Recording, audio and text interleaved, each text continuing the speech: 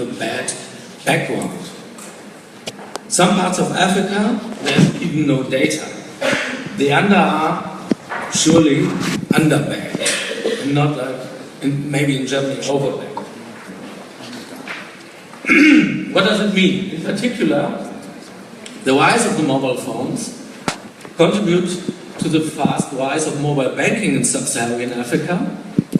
Also, the technology had opened new possibilities which boost financial access, promote financial debt, and remove financing obstacles so that we can also enable it to lower costs than before. Transactions in Kenya, also from 2007 to 2015. You see, a vast increase, 2.5 million transactions per day now, using the mobile money transfer platform. So that's an enormous growth in transactions, which means that a lot more people have access to mobile phones, a lot more business can be done, and what they also know, it enables a lot of people to make more money. You see, what it also enables is other business opportunities. When you see this man cheering, well, you can use energy as pay-per-use. Ask a German if you can buy energy pay-per-use. I didn't know any German company offering this kind of service. But that's only one point you can do. Then let's have a look at Germany. Use of digital payment in Europe. Look at the last one. So now why? Look at Kenya. I've taken it because PISA is well known there. 42% of the population are younger than 15 years. In Germany, 71% are older than 15 years and 47% are even older than 40 years. And you have a system in Germany where everyone has an account. So there are not a lot of people which are too attracted by new technologies. In Kenya, mobile money offers more security. In Germany, you have a regulation that always guarantees you security, but it's also difficult to invent new technologies because the level of security is so high. I know it when they founded the German called Geldkarte. It was a very, very strange process because at that time the German central bank was very unhappy about that there might be a possibility that someone can create digital money beside them. Then you have a 9% margin in Kenya and a 19% cross-selling of conversation credits, which is a quite good margin when you are in this business. In Germany you have an overbanked market with a lot of even €0 accounts, and transaction fees are dramatically falling since the European Union has introduced SEPA, and you have a big market. And you have in Germany a lot of alternatives to pay. Cash, cards, bank account, credit transfer. So, you could not just simply put the PISA system, which is based on an SMS technology, to Germany, especially for security reasons. Many companies that are in Germany or in the banking system increase the complexity that makes the standardization process more difficult. I know I'm talking with the German cooperative banks, still a number of more than 1,000 banks with different sizes between 16 million to more than 10 billion euro. And that slows the spread and the rollout of every technology. The duration of the payment process can be shortened, and that is something what makes mobile money then interesting for Germany. As you see, you can now pay contactless at discounters like Lidl or Aldi, and they are forcing the process, not really the banking system, because they find out you can save 6 seconds on the payment. 6 seconds, think of customers at Aldi paying a bill less than 25 euros in all their branches in Germany. That's a lot of people you can save. So, at least, in Germany you have a falling number of banks opening a branch, they close it down, most likely blue scheme. That means at least the cash in Germany is at the moment too cheap to have a real boost for the turnover, but even cash payments are cheap in Germany. A change will come because it becomes extremely expensive to handle cash, either for banks as for companies. Everyone in Germany who's in a bank who handles with cash has to have several things to learn about to handle. You have always to check the money, to prove it. You have to insure the money, the transport. You have a risk of theft, and this will increase the cost of cash a lot. On the other side, the new technologies are making payments by card or contactless more cheap. So, another look on this is that mobile money users in Germany mostly use cards or a mobile wallet, but sometimes from the young, even 1/3 is using an application to send money by the mobile phone. What we have is more the traditional banking people, and they are very far away of using mobile smartphones in Germany. This to change seems to be a big challenge. Changes are on the way, so why we didn't have so many people using the payments? Some of the 34% who say that they would wait an occasional payment method within the next 3 years, what would be the lessons for that? Cash in Germany is still too cheap, but it's on the way to be more expensive. Regulations are too high, make it more difficult to go into new technologies. Barriers for mobile payment are also that the Germans are very risk averse, and they're always frightened about losing money. I didn't tell you too much when I tell you contact payment, you cannot lose money, even you don't have to give a PIN or as you have to sign them. So mobile payment will be mostly driven by saving of time and costs. And that is what we can learn from Africa. Thank you.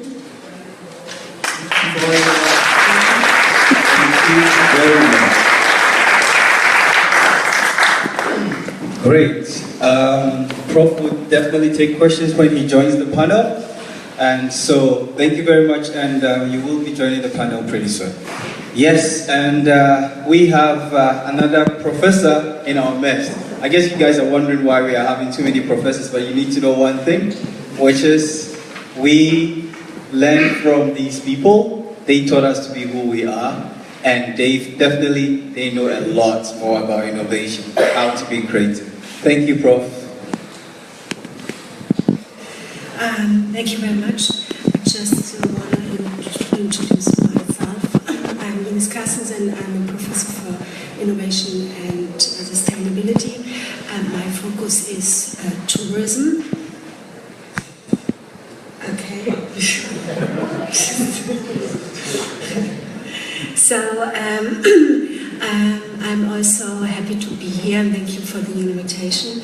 I'm a professor in University of Applied Science in Berlin, and I'm the director of the Center for Innovation and Sustainability in Tourism, which is a federal association for research projects with the tourism industry together. And well, I was asked to tell you something about innovation projects and something about what we are going to do.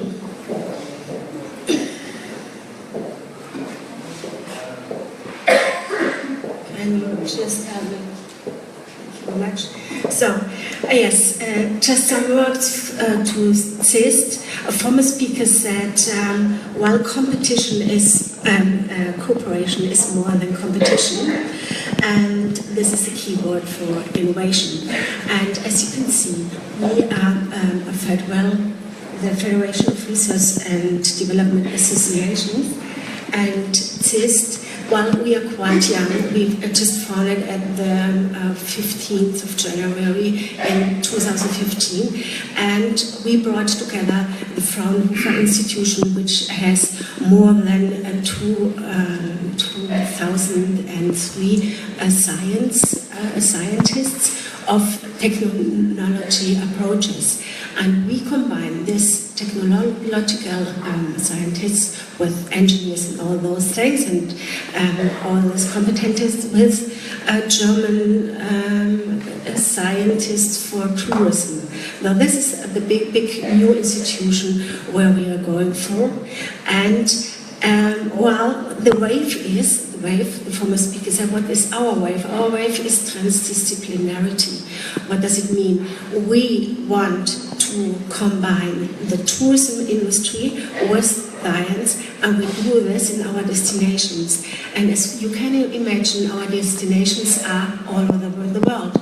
If TUI is going to implement in new hotels, this company is doing that everywhere, and it's doing that in Africa. And if you want to go for innovations, yes, you can use those innovations. For example, renewable energy. If you go for renewable energy and you implement this in hotels, then you can have a new model for new innovations and renewable energies in hotels, and where you are placing them everywhere in destinations. And one of our huge destination approach is Africa. So, thank you. You can see our members, which is the Fraunhofer Gesellschaft, the Technical University of Berlin. This is a special approach because Berlin has got a private campus of the TU in Egypt, though this is a quite important destination for the German industry, and that's why the TU Berlin is a member of CIST. As well, we have the tourism scientists, which is the Deutsche Gesellschaft für Tourismuswissenschaft, and the Arbeitskreis für Tourismusforschung. Those two cooperations, they are cooperations where all the scientists of the tourism researchers are in.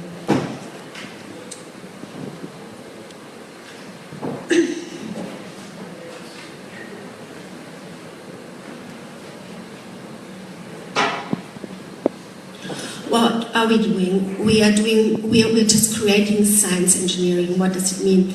We take new technological approaches and implement them in destinations. And destinations are, for example, Africa. And, well, as I said before, when we do renewable energy systems, we implement them in hotels and infrastructure and anything else. So this is our approach, and we're going for pioneer models, and we empower the destinations with new innovations out of technology approaches. So this is just one example of our project. We do this in Namibia. It's called Namibia Living Lab. And this is placed in, well, the German Ministry for Research and the German Ministry for Development. They just created a new destination which is called CASA. The CASA, I don't know whether you have heard of CASA. This is some cooperation between Angola, Namibia, Botswana, Zambia, and one else, but I forgot, layer 5. So. And those destinations we are cooperating with, and in this case we are cooperating in Namibia, and the location is the Babwata National Park. What are we doing? We just we try to implement an innovative resource management, resource management solutions, and in this case, the core element of this project is the plant tufa, which has a high incidence in Africa. And we use tufa as an innovative building material for new local and tourism uses. So we just planting tufa, and then we have this new material, and then new machines and solutions to press tufa to have a new building material. And then we are building small houses out of it. And we use these houses for new approaches in the tourism industry. So what is new about this combination? We use transdisciplinary approaches. So we are cooperating with Fraunhofer Institute as well with, in this example, we are cooperating with Quebeco, which is a daughter of the Chewy Group. And we are cooperating also with the Namibia University, and we bring all those people together, architects, tourists, and nature-based scientists together to work on a new lab where biological resources are used in a new way, and they are implemented in the tourism industry in the destination.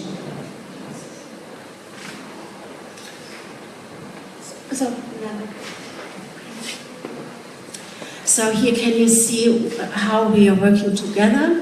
And there's the agricultural approach, the architecture, and the tourism, as I said. This is a real labor. It's called the Namibia Living Lab. And on the other hand, we have the local value and the international value. Both are in a joint venture together. And then we have another specialty that we try to integrate indigenous people because they have a special knowledge about the nature there, and they can tell us what is the specialty about their nature. So we are learning from each other, not that we are going as scientists there just to say we have got this tufa plant or something else. We want to learn from African people, and so we found out that the indigenous people have a special knowledge that we can use also. So we just have an innovative platform and cooperation which we want to use each other we want to cooperate with.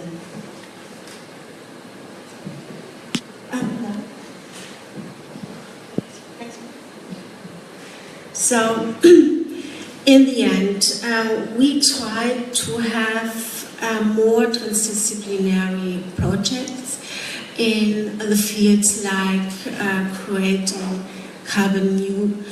low carbon or zero emission destinations, or for innovation for common technological approaches, for customized destination and digitalization, and future accommodations, something what you want, just be innovative, and you can join us. And if you want to create new projects with us, I invite you to do so. So what we want to have, we want to work together within a science-based environment. And yes, let's start for a common project. Thank you very much.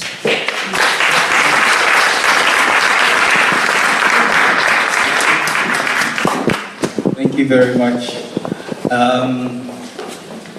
All I can say is we are fully packed with a lot of speakers on the way, but unfortunately sometimes we cannot, predict the unpredictable.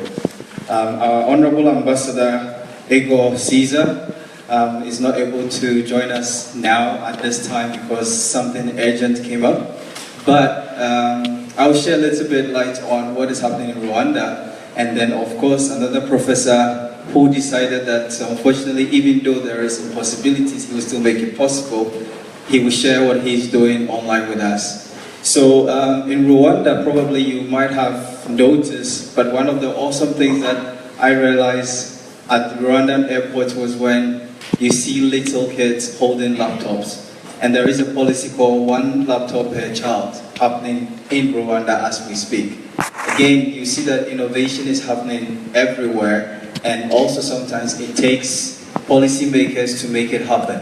And we've seen a lot of advancements in a lot of different countries in Africa, but Rwanda is always unique in that sense that there is access to connectivity and access to enablers that make things possible, which is devices and stuff like that. Again, thanks to corporations like Microsoft, Google, and other corporations that also, together work with these policymakers to make some of these things happen. I believe one thing that everyone should take away is that everyone is hungry for innovation, creativity, and all you need to do is to have an open mind and start cooperation with any entity, and you will be successful.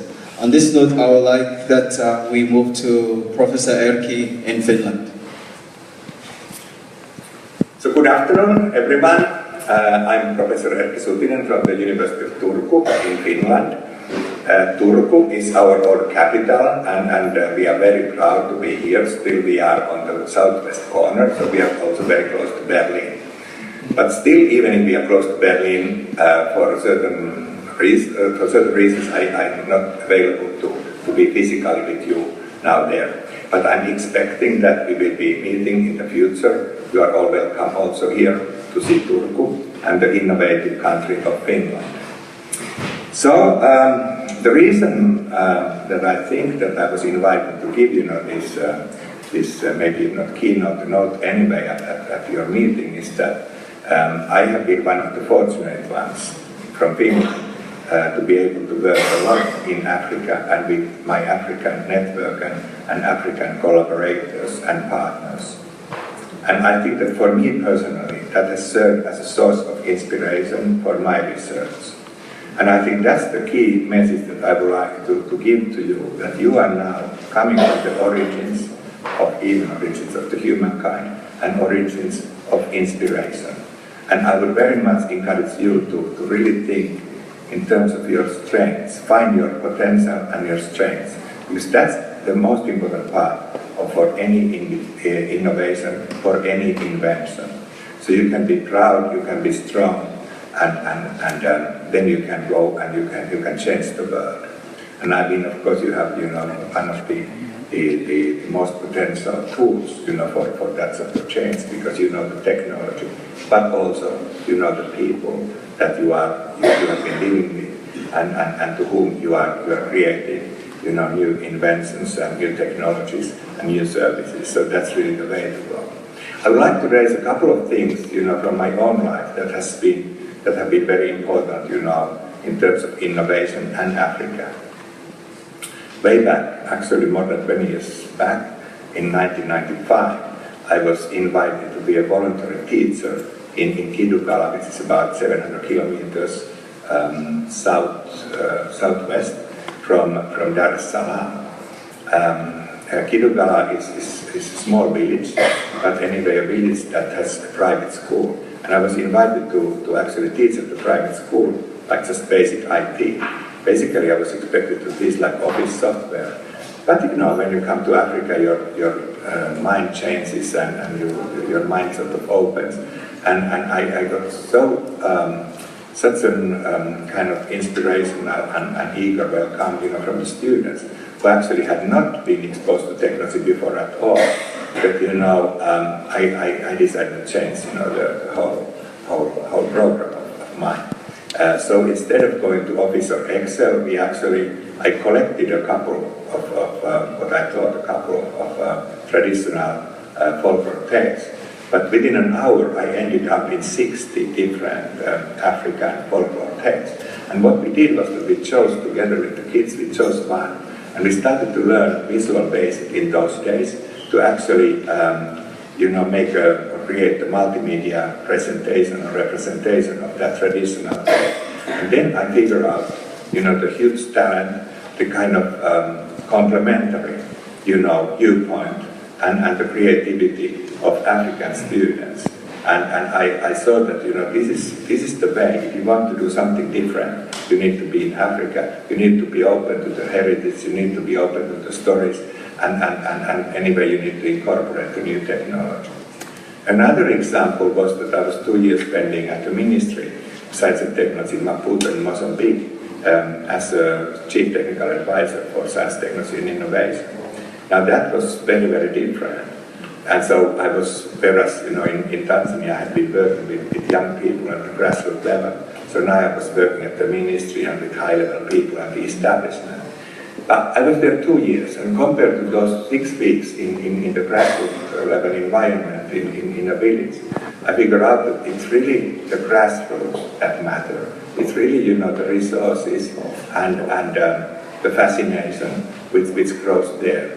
So if you at any point of time need to make a decision where you are working, so please go to the roots and keep your ears open, your eyes open, and so that you can actually get the voice of the people heard, so that they can contribute, and the legacy and the tradition and the culture will actually find a new shape in your hands and in your minds with technology as a tool set. So we had just closed a very exciting presentation, a guest lecture by my colleague Professor Sutinen from South Africa, from Northwest University, and together with our shared doctoral students, Werner Rabuse, they actually thought about taxonomy for games that have been designed from the viewpoint of African context. And I think that the message was that, you know, while there are a lot of interesting, you know, games and initiatives, so there is so much more room for coming up with technology that actually will change the whole game industry. So I think that that's one very, very attractive opportunity for all of you. And that actually requires really this sort of transdisciplinary approach, that you are not thinking yourself of being a kind of IT person or an artist or, you know, a folklore expert or just a game player. But you basically need to work over the traditional, mostly Western boundaries between the disciplines, so you can do it in an African way, in this sort of Ubuntu style, if you will, you know, in the way that you know, basically crosses the borders of these different kind of expertise. On the other hand, you know, in another project that I have recently had in Tanzania, that's a project with street vendors. So we actually together we designed, you know, some new applications for, like mobile applications for street vendors, together with street vendors, not for them only or to them, but with them. And that was very, very encouraging experience. Now, talking about street vendors, I think that now the street vendors really want to demand, they want to have technologies that help them to improve their livelihood. Because of course, I mean, their contribution is not only for them, but the extended families. So actually they demand, you know, the best possible technology to help their businesses run. And there are not few street vendors in Africa. We estimate, based on our research, that there are about 200 million street vendors in the continent. And you know, this is a big customer base. And I think that's also something that you should, and you can think of. One more, new initiative that I would like you just to know, just if you are so interested. At University of Turku, we are now working on a completely new kind of data science program, an undergraduate program in data science, which is going to be like college-based, so that, it will be a full package. It will take place at what's called a college, and then it is only going to take 2.5 years because it's based on intense training, and because it's sort of in-house, in college training, so it means that actually the professors will stay together with the students for periods of 3 weeks or something like that. That's going to start very soon, like early, the first 6 months of the next year, 2017. So for those of you who are interested in doing a data science program, so please, feel free to contact me. Okay, thank you very, very much for your time. It was wonderful meeting even this way with you. And I would really like to give you a very, very warm and heartful, welcome to this oldest city of Finland, which in many ways also represents, the way that Finns have been able to use our own culture and to the city that it looks nowadays as a city which is open to people from all around and which wants not only to create tools for us, but tools for everyone to build something new out of the heritage, but looking into the future. So we are talking about future technologies. Thank you very, very much. Thank you, Prof. Awesome. These are our supporters, partners, and sponsors. I've lived through the evolution of the classified digital marketplace. I've learned especially what makes a marketplace tick when it comes to emerging markets. So when the undersea cables started to arrive in Africa on the west and the east coasts, we knew the time was right. Sure, Africa is early, but we have unprecedented tailwinds. We have explosive growth in mobile connectivity, a young, very motivated population sitting in some of the fastest growing economies on the planet. In most of our markets, there's very little print classified activity, so there's very little to disrupt. Most important of all, we understand this continent because it's home. One African Media already has the leading brands in most of the important verticals in cars, jobs, and real estate, and extensive infrastructure across 6 of the most important countries in South, East, and West Africa. So we're really perfectly positioned for radical growth in the next decade. So let me take you on a short journey and introduce you to our true assets, the people that make up the true essence of this company.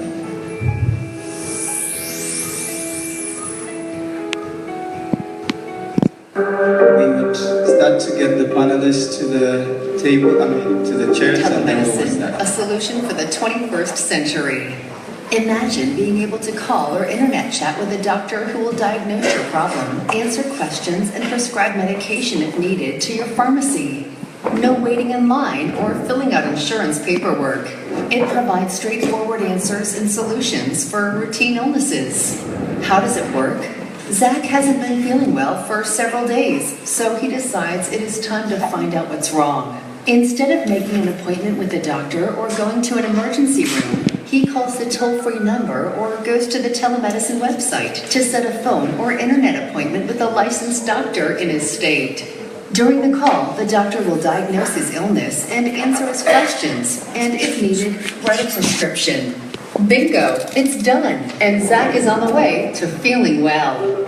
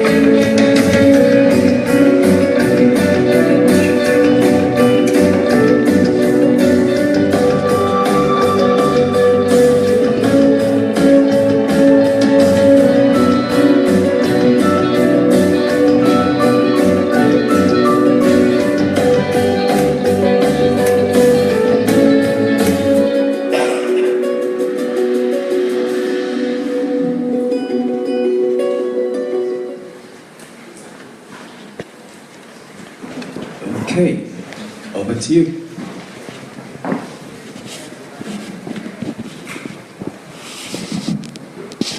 Thank you so much, Moses.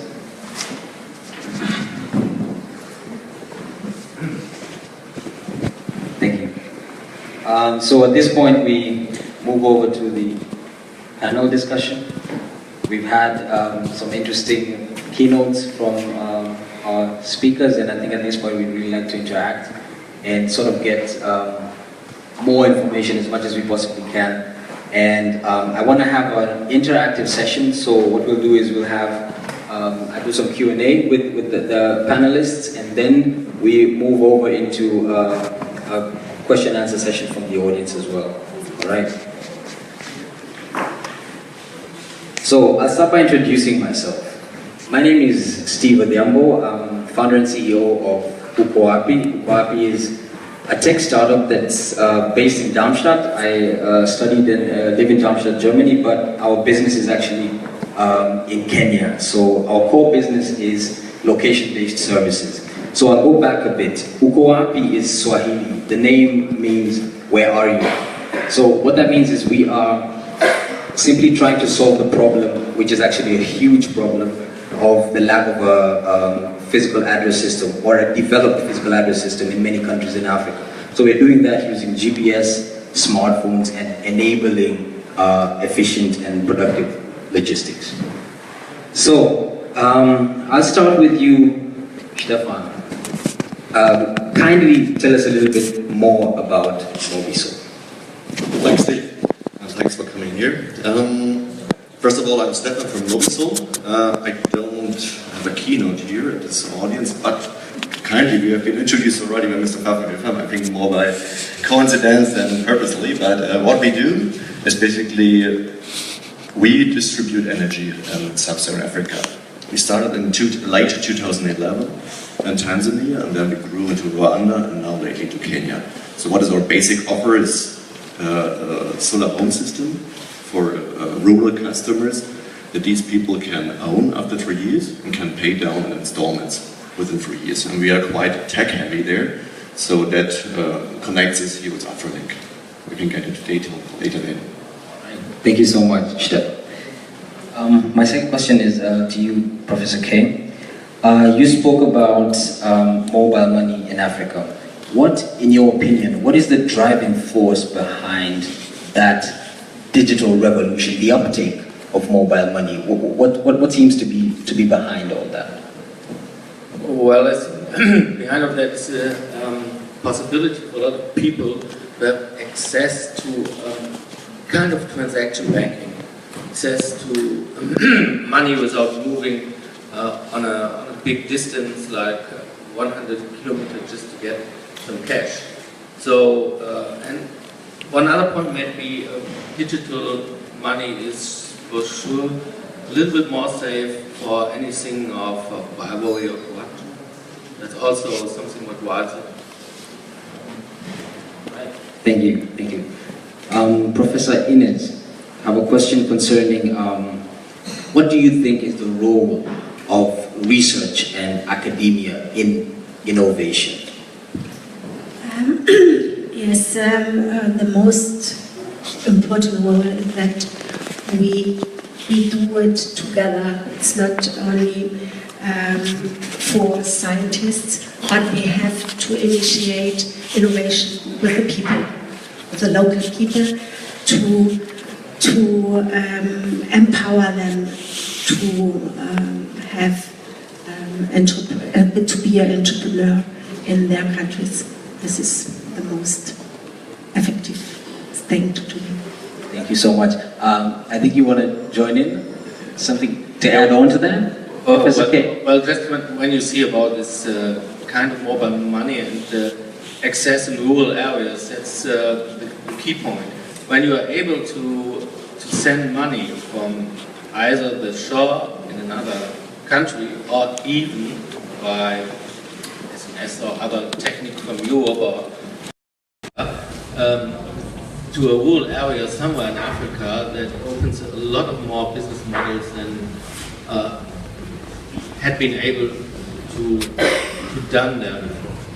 and it's normally even also safe about political changes. Look at Zambia, where they want to have access for 30% of the rural population to electricity, which is now under 5%, and they still depend to 98% on water, which has big effect on the climate change because the most reservoirs are more or less empty. In Mobisol, well, there would be a big potential for any company who is doing energy for rural areas. Even what's mostly missing is some rules and regulations.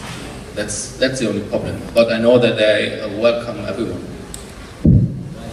Maybe exactly jumping in here, rules and regulation, the lack of it might be a problem, too much of it might be a problem as well. The biggest problem, at least from our point of view, is the change of rules, of regulations, without any big foresight from our point of view.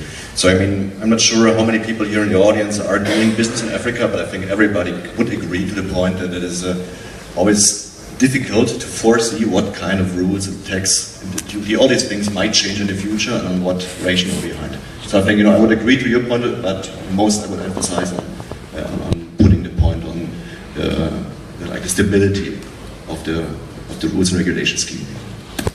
Okay. That's actually a very interesting turn because I think Professor K, you talked about regulations in Germany actually being a problem, a barrier to entry for mobile money. And so in the case of Africa, I think this also falls back to my first question. Like that driving force, there's a lack of regulation, or is it really based on the behavior, the acceptance? Like, how would you put that? Well, I think it's more important to have access for a lot of people than to have a perfect regulation. But you have to have some security in the system, you have control the flow of the money, you have to have central banks behind that, or banking group, but support the money.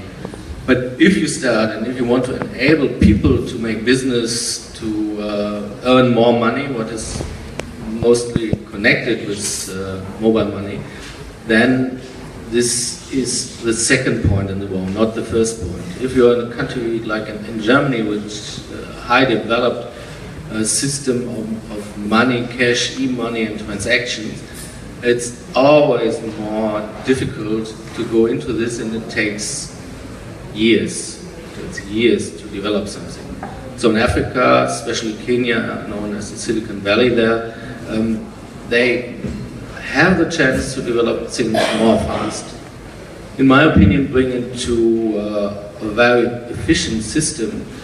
And when a system like M-Pesa switched from SMS to a kind of mobile money, maybe based on a mobile money, also backed by central banks, then it could be so efficient that it might be possible that it would be a good invention for Europe then. So you get the efficiency in Africa, and then at the point it's efficient. Then the company jump to a market which is so developed like Europe or maybe America. Professor Ines, I'd like to go back to you on the projects that you're doing in Africa. You showcased a few. How do you ensure the continuity and the sustainability of these projects? Yes, this is the new approach that we are in cooperation with the tourism industry. So, well, if you have huge companies like Thomas Cook or TUI or Gibico or name it, the most important thing is that the willingness to cooperate. So normally they have their industry and they have the tourism approach. They go into a destination and do their job. So the new approach is, well, we want to do tourism together with people, and to have something like access benefit sharing. So if the people are working together, the tourism becomes more authentic. And this is what we need as a as the globalization makes tourism, well, it's everywhere the same. And if you're not cooperating with the local people, you have mass industry destinations, and no one wants those anymore. And as he said, with a new mobile approach, and this goes with the new tourists, he is going on its own to Africa, for example, and if he has access, there are new opportunities to, well, where can I sleep, where can I find interesting things, where can I find the local approach. And, well, on the other hand, you have the big, huge company which brings the quality and the destination. And if you combine this with a win-win situation, if you do new innovation, which, well, as I told, I use this example to implement renewable energy in houses, private houses systems, or in hotel systems, or infrastructure, and you say, okay, this is quite innovative for the tourism industry, though this is a win-win situation, and this is why we're combining science with industry and with the local area. So that's how we try to work well. We're quite well. Thank you so much. I think in essence what you mean is it's a collaborative effort, win-win, which I think is exactly what Africa needs right now. It has to be a win-win kind of a situation. Anyone would like to add on to that, or I can shoot to the next? Well, you can just imagine about when I'm a tourist from Africa coming to Germany, you own a hotel, I want to pay? Yeah, well, we don't know how to do it, or very few hotels or companies are able to handle mobile money doing quite really smart. Mostly it's based here on typical card systems, and as you have seen, even in Germany that's a lot laid back. And you have to invent some opportunities where everyone can really pay with it, and you also know that the people are more likely to spend money as if they do that in cash. Thank you. Stefan, one more question as concerns Mobisol and Mobisol's activities. I saw a video recently about, I think it's a pilot project that you're working on concerning a drone delivery. You know, tell us a little about that. We know Rwanda has actually been the first country to have the regulations in place. So tell us a little bit about your project with drone delivery and like the way forward. Yeah, thanks, Steve. Unfortunately, Mr. Cesar is not around today. He could give us a little more impression about what is Rwanda aiming at. And but what is the Mobisol drone idea? Maybe I have to go back a little bit. I mean, if you talk about entrepreneurship, if you talk about startups in Europe, basically most of the time you're talking about, okay, create an app that gives you some hot food a bit faster at home, something like that. Some great ideas that make life more convenient, once in a while some really game-changing app, but it's very seldom. Most of the time it's standardized stuff. If you go to Africa, you take innovation, if you take entrepreneurship to Africa, you really see, okay, you can solve real world problems, you can really have an impact on the life. Maybe you've seen the video before, and the little promo video of Mobisol. That's all about impact. You know, if you go into the rural areas in Africa, they're beautiful, but from 6 to 6 at night it's dark and there's nothing. I mean, there is a huge difference in living in the outside, in the rural areas, or living, for instance, in Dar es Salaam, because there you have access to all the benefits of the social life, of internet, of electricity, everything that electricity gives you as a living standard. But if you go to a rural area, there's nothing anymore. So enhancing these people, empowering these people, giving them electricity, very simply, changes their life extremely. And so if you bring new ideas like mobile money, solar energy, renewable energy, and some kind of tech-savvy distribution to these people, changes enormously the life of, I think Mobisol right now we have changed the life of 300 to 350,000 people, and on a more bigger scale than much other companies here with the same effort. But what does it link to the drones? it's the same. You know, we have a problem with transportation in Africa. That means transportation is very unreliable and it's very expensive. And we can say, okay, we improve the roads, we improve transportation. That is done all the time. I mean, there's a rapid improvement of infrastructure at the moment, especially in East Africa. But I don't expect that it will lift to the same level as Europe. And the interesting point is it does not have to lift. You know, we don't have to copy our ideas of what we did to Africa. No, we should think about, okay, what does tech give us as chance to leapfrog this? To use this challenge and find a solution that really fits to Africa. And that is why we were thinking about delivery by drones, because you have you heard about the Google drone, about DHL drones, all these things that solve little problems here in Europe. I mean, it's all about getting the Amazon parcel 1 hour beforehand. In Africa, it's about bringing a medicine to somebody who would not get this medicine at all. Maybe there's a question of life and death. And I think that's the point we were thinking about, really taking all these great ideas that pop up here in Europe and in America and transform it to real use cases in Africa. And that brought us to the idea of testing an autonomous drone delivery network that is powered by our own customers. And it is not dependent on any governmental infrastructure. And it gives these guys even additional income that is self-growing. That's the basic idea. I think it takes a bit too long to get in detail here, but that is what we are aiming at, really solving real-world problems on the ground. It's fantastic. I think, Prof.Dr. you want to add on to that? We can put up the point of productivity.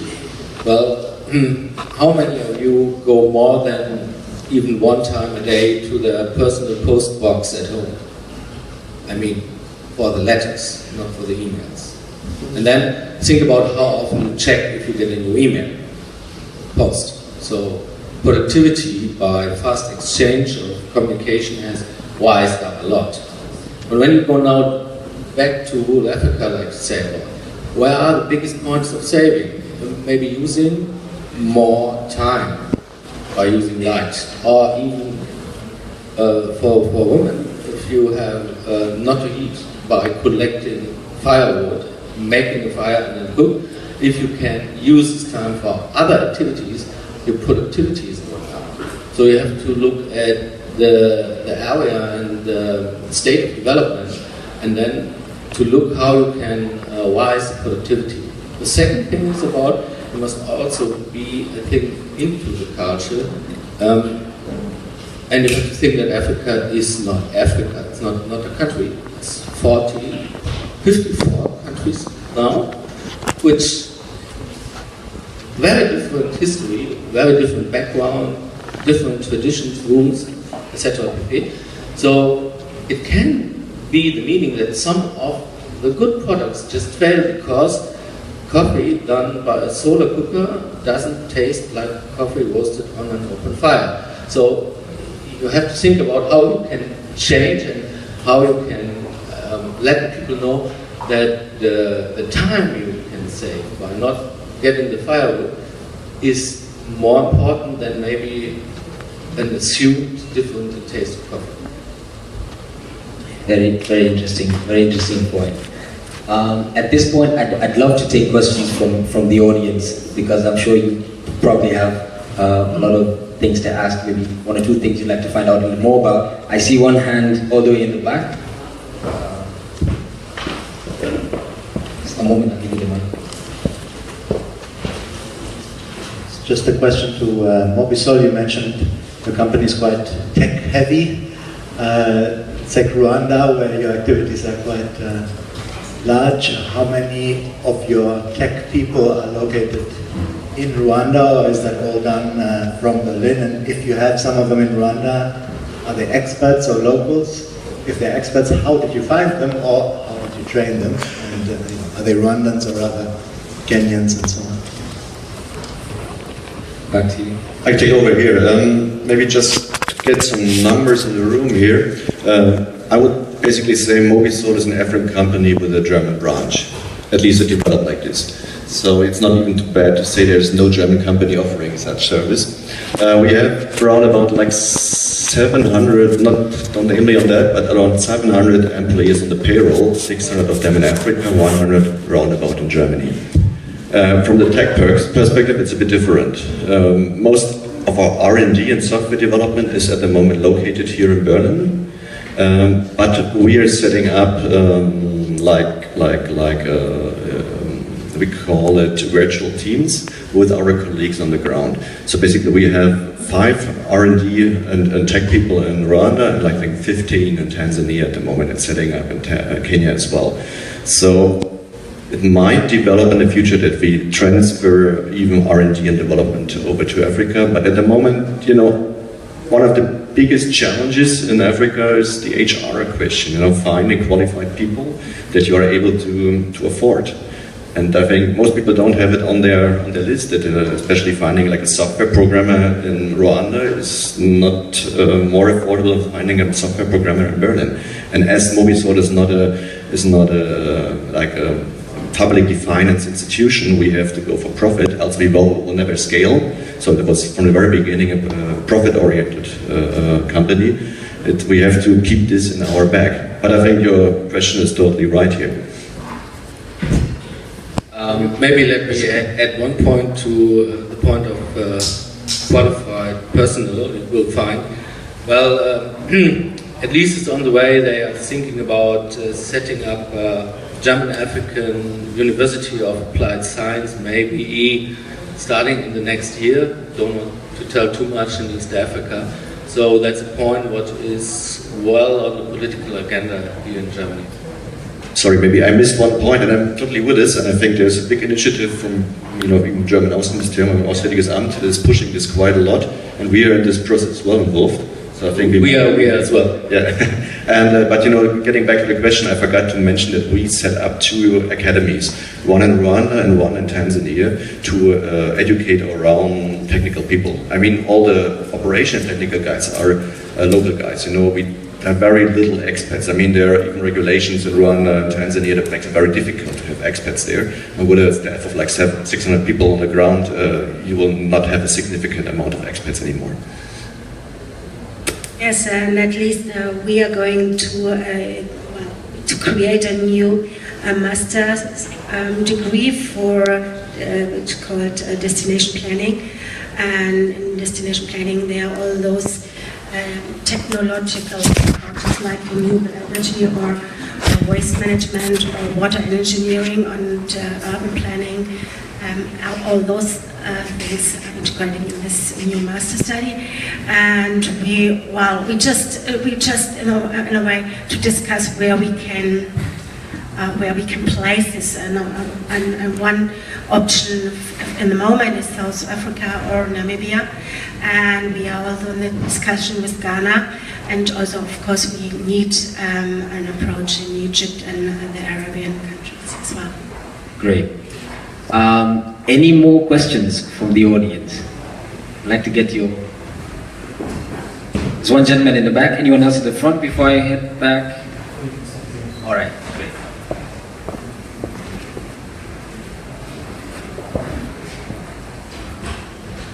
Thank you. Another question to Mobisol, maybe. Thank you for the input regarding payment and also transport in Africa and your innovative way or approach to do it.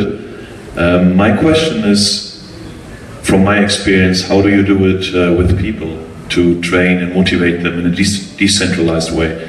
Have you come up with an innovative way to do it? Because that I found for, let's say, last mile distribution of consumer products, one of the challenges to really get people to motivate and sensitize about new products. Yeah.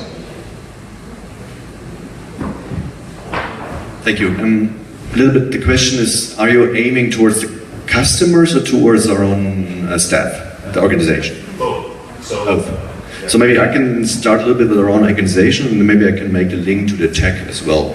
So you're totally right. It's somehow difficult if you're in a very diverse country, as I like to say Tanzania, with the very difficult levels of education and experience and background of the people, to really get them on track in terms of what you want them to do to keep the organization running. So what we do is quite a lot, as we said, we were looking on the ground, okay, what is there, what we can use. What we realized quite quickly is people are really jumping on the smartphone. And the smartphone tendency. Like, just to give you some numbers, like 50% of our new customers are already equipped with smartphones in rural Africa, in rural Tanzania. So it's quite a huge amount of people already. So what we said is, okay, we will use this smartphone trend and put all our strategic business processes, all already on the ground processes on smartphones. So basically all our employees are equipped with smartphones provided by Mobisol, and they're running self-created apps on it that steer them through all the processes. And it's not like controlling them, it's more like it's almost impossible to do something wrong, else the system won't work, and if the system doesn't work, the customer will complain. And so we use our customers to make our employees work as they should in terms of compliance. Maybe it's just a little scratch on the surface, but I think it goes into the direction. And from the customer point of view, what we do is we have quite an extensive team on what we call customer intelligence. So we're really trying to understand, okay, what is the request from the customer point of view towards our product, and on the other hand, okay, what is the next thing? What is the next level we would like to live together in terms of creating them a better life? It's not only empowering women to do some work or not. It's more really like increasing the life quality of the people. I think that's what drives us most. And a very positive benefit is that it has some social impact as well. All right. Customer experience, social impact, changing their lives. Great stuff. Second question here. I have a question for Mobisol as well as for the professor from System as well for mobile phone. I'll begin with the Mobisol and System. My question is, what I gather is that most of these innovations that you're carrying out, or you're trying to carry out, are mostly, the ideas are done here, and then you sort of work with the people back home in Africa. And the question is, do you have the feeling that these people then own these innovations at the end of the day, or do you have this feeling that that it's still you who are the ones who came up with the idea, and so they look up to you still, even though they are being implemented in Africa?